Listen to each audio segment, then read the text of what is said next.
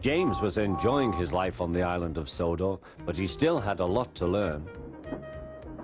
"You're a special mixed traffic engine," said the Fat Controller. "You can pull coaches or trucks quite easily, but you must learn by your mistakes."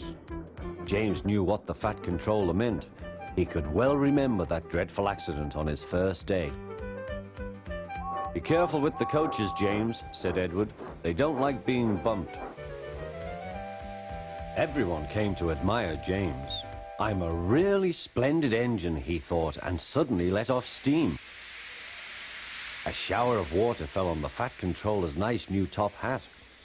Just then the guard blew his whistle, and James thought they had better go.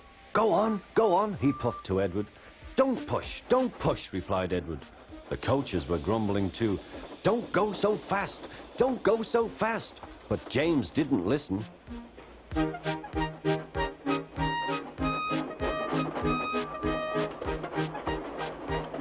When at last they stopped at the next station, 2 coaches were beyond the platform.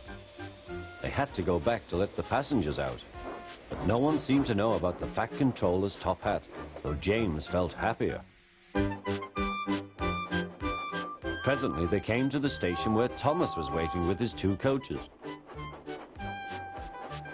"Hello, James," said Thomas. "Feeling better?" "That's right." "Oh, that's my guard's whistle. I must go. I don't know what the Fat Controller would do without me to run this branch line," and he puffed off importantly.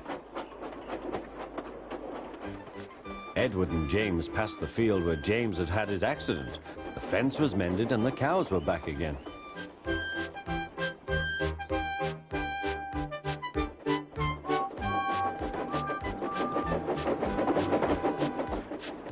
They ended their journey and rested before setting off for home. James was still wondering what the Fat Controller would have to say about his top hat.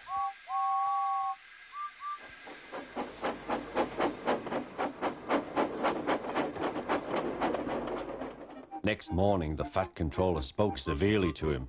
"If you can't behave, I shall take away your red coat and have you painted blue." James didn't like that at all. He was very rough with the grumbling coaches as he brought them to the platform. "Don't talk, come on," he called to them. "Gordon never has to fetch his own coaches," he thought to himself, "and he's only painted blue." To make James even more cross, this time no one came near him. "I'll show them," he thought. "They think Gordon is the only engine who can pull coaches."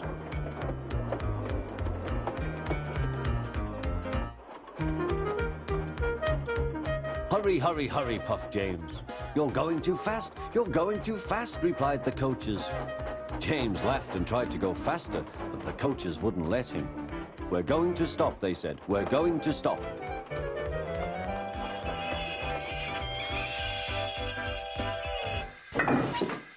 "What's the matter?" James asked his driver.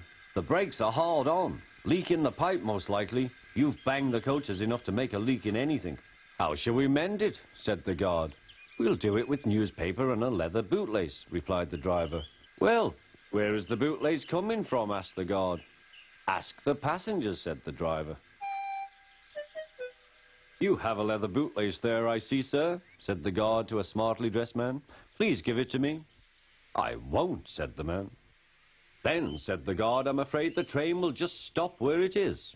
The passengers all said what a bad railway it was. Then they told the man how bad he was instead. Everyone was very cross. At last he handed his laces over.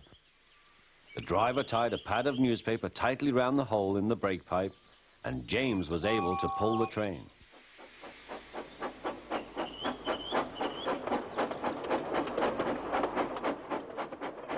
But he was a sadder and wiser James, and took care never to bump coaches again.